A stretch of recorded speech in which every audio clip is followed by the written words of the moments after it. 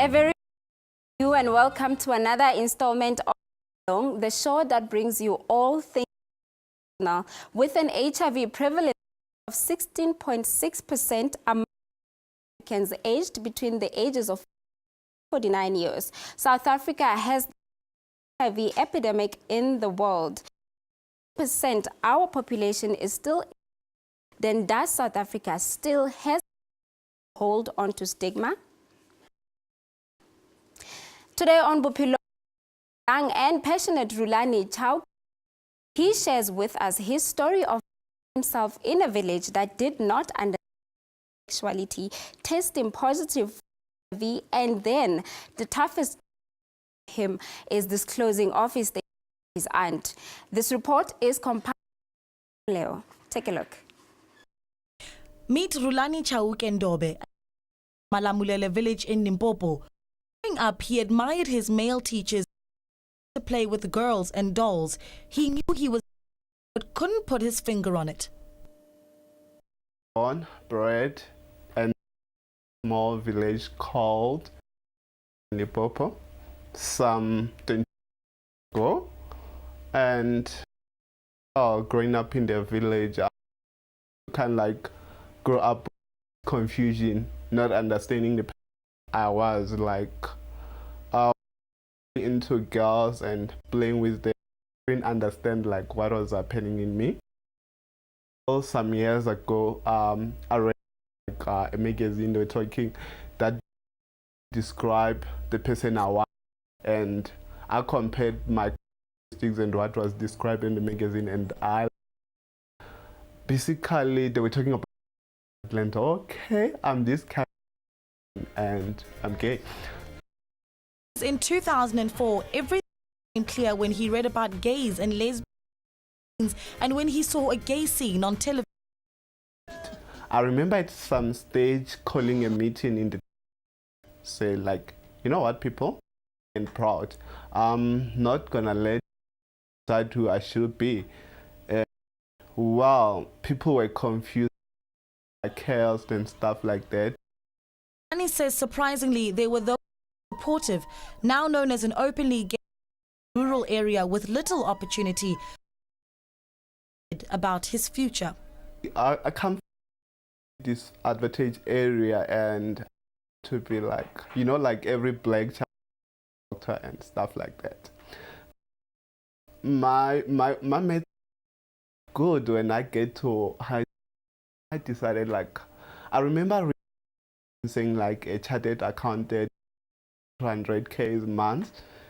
Like, wow, this is a goal. I have to try. My mate still wasn't good, but I did of writing. And like young and disenfranchised youth in rural South Africa, he too had dreams of experiencing the big Johannesburg. I met a friend through Gumtree who told me all the good things about Johannesburg, how gay people live in Johannesburg. They are kind of like express themselves, they're everything. And I wanted to see it's called Johannesburg. But the city, all it's cracked up to be, and introduced Roulani to a new lifestyle altogether. I remember waiting on N1 and got a lift to Johannesburg and meet a guy I just met on net and like sexual partners, but we and his friend I stayed at his place and bringing all guys and stuff like that. Little did I know like it was things such as and everything were not even in my mind. I was kind of like doing everything like that. His reckless sexual actually caught up with him. I decided to of which my result came like wow, like I wanted to beat. I didn't beat myself and do stuff like that. I knew I was reckless and why should I kind of like start pointing fingers. I didn't take responsibility myself. I learned that I made a result came positive. I was 18, I guess. What Rhulani and the many dreams that he had, would he still be able to pursue his dream? And what if full disclosure, the heart of opening up about his status to his aunt and cared for him? Kuna swin'wana lava ku byela swona.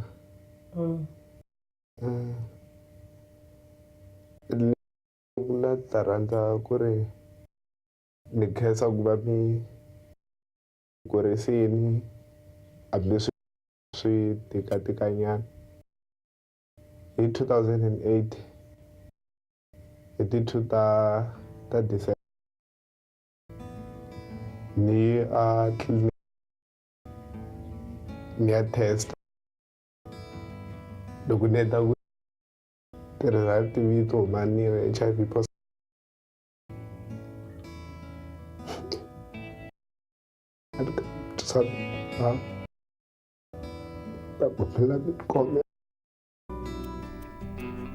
De-stigma to begin in the family, and his aunt proved to be behind him.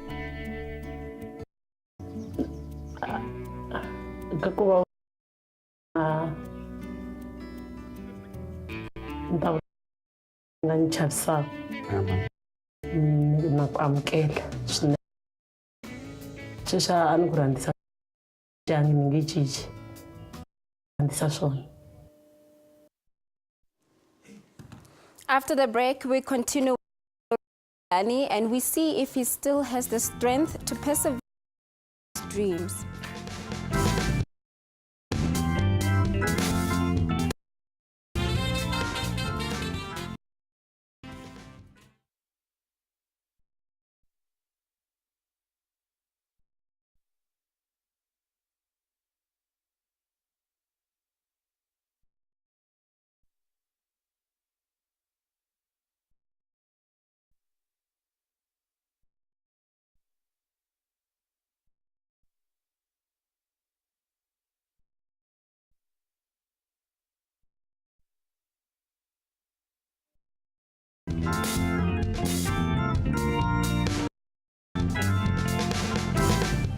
Well, you're still watching Bophelong with me.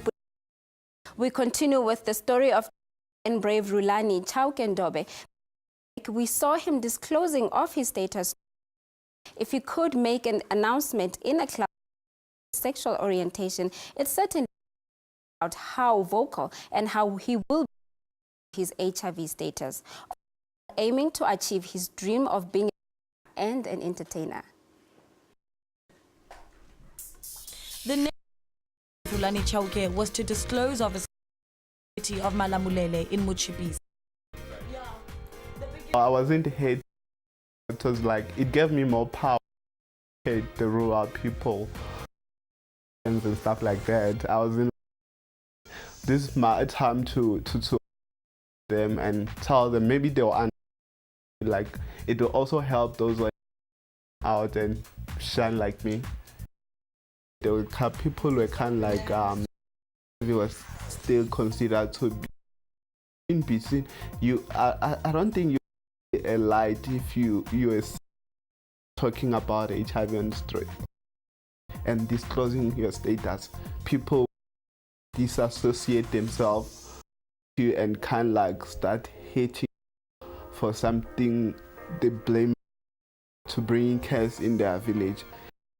Worried missing people that silenced them, people not talking about like status, and I decided it was like mobilize the community and get them to talk about it.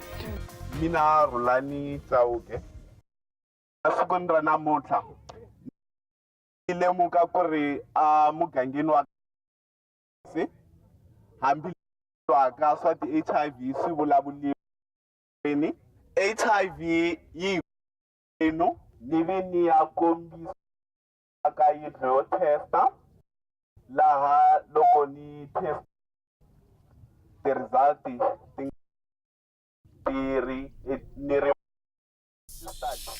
On that day, over members of the community tested for AIDS.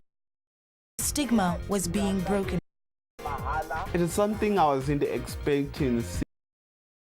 lots of people testing. I thought, and a large number of people, including the adults, testing for HIV. I was like, thank myself for, I thank repeatedly to have achieved that goal of mine of having people talk about HIV and also test.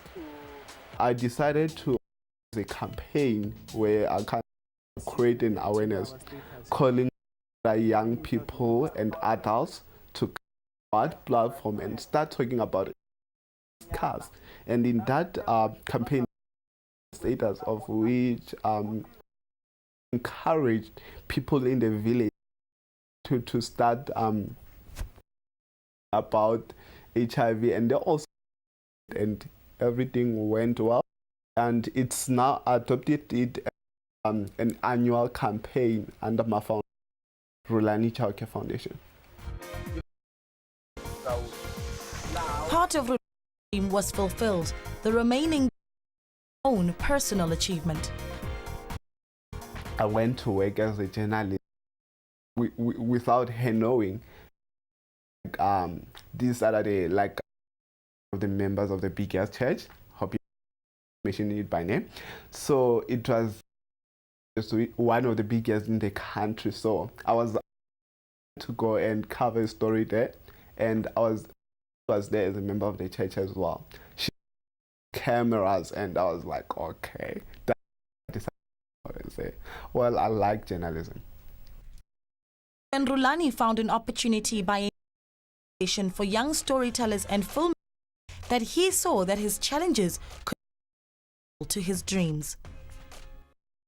I tell my story, so I had to go with one of the guys who was pitching me and say, "You pitching and you don't have a character. Actually, you can." And our story. So we pitched like the story and everything.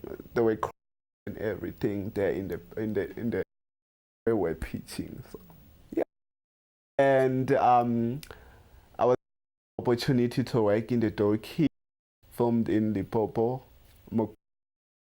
It was a 24-minute. I was creative writer. And one to other ambitions. I and carried on.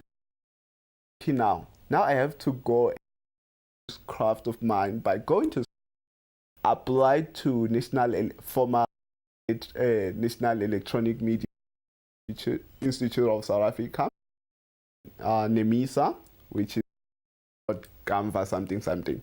So I went applied, given an opportunity to television productions.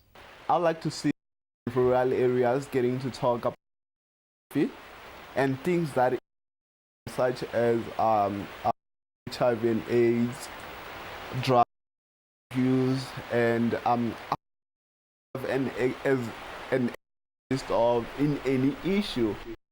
This is what Roulani says about opening up HIV status. Appreciating yourself,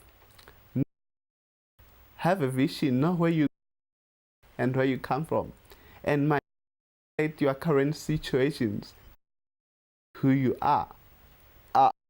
Managed aim reach the stars and start lately and talk about small thing that is trouble you.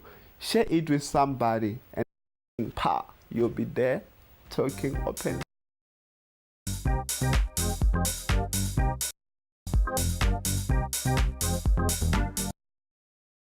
Such an inspirational young man indeed.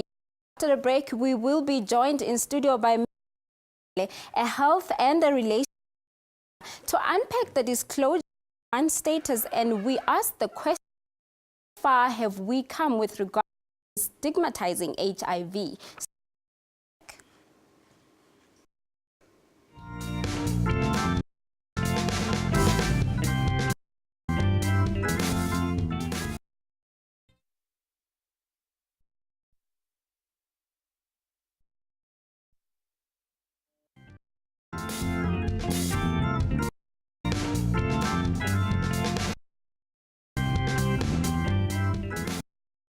welcome back. I am now joined by Diale, an HIV activist and health.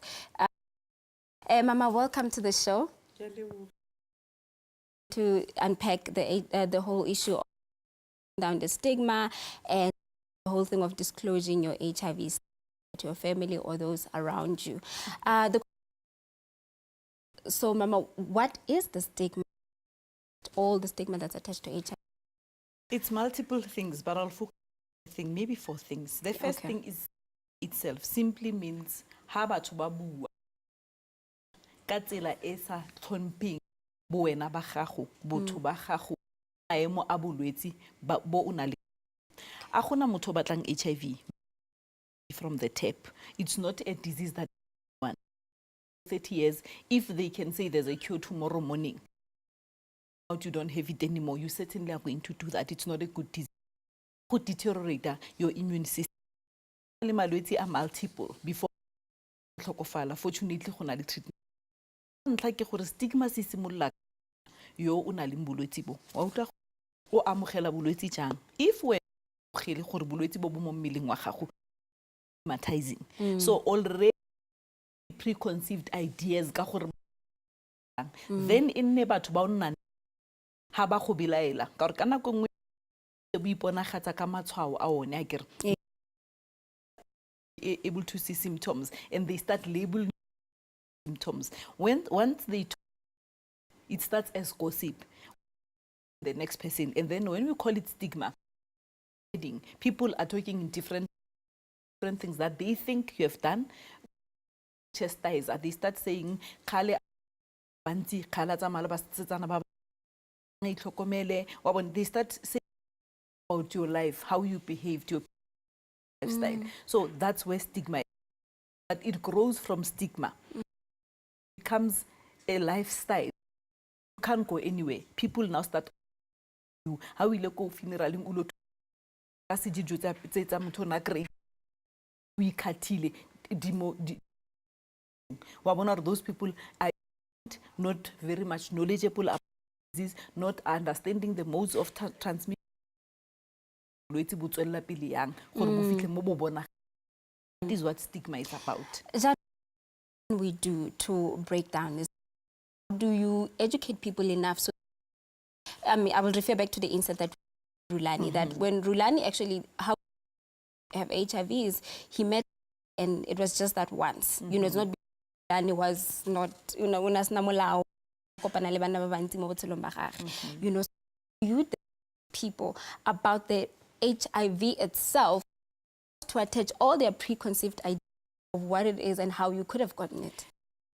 For our country has always been that stigmatizing country, and where from the apartheid we are always told wena umuntu umuchangani wena umuvenda umubi stigma.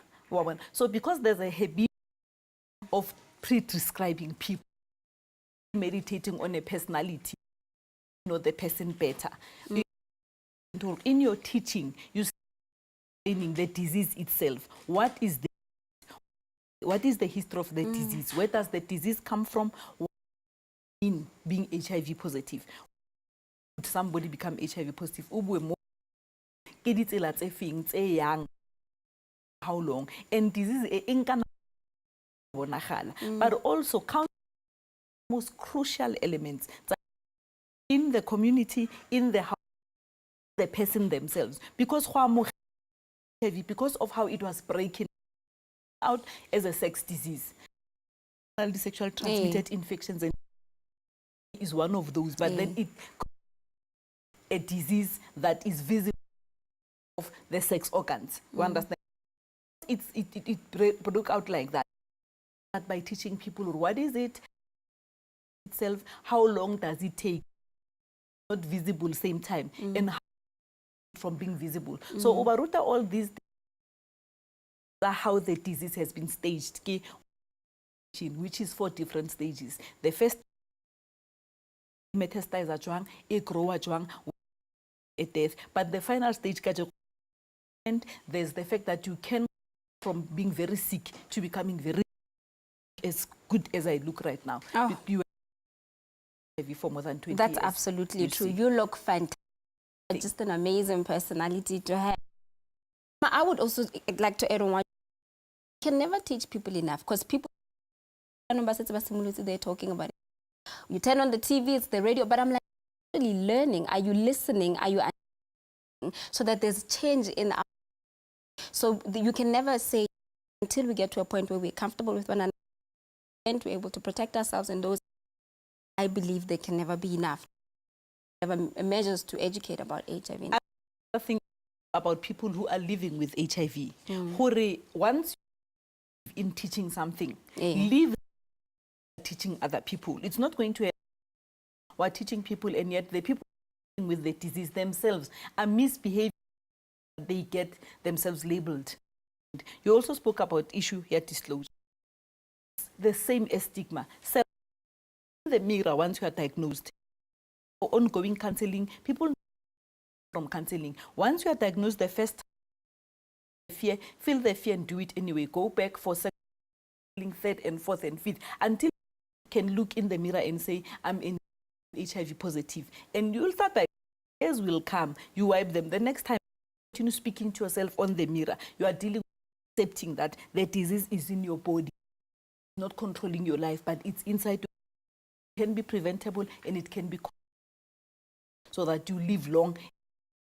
That's the first step. The second person that you trust, in a friend who can continue, who can boost your morale so that you can continue waking until you are better. The third thing, you only your family, once you have been given enough counseling that you are going to be able to stand the nasty, they are negative, they are thought-provoking, hateful. Once you have been counseled, you have accepted yourself.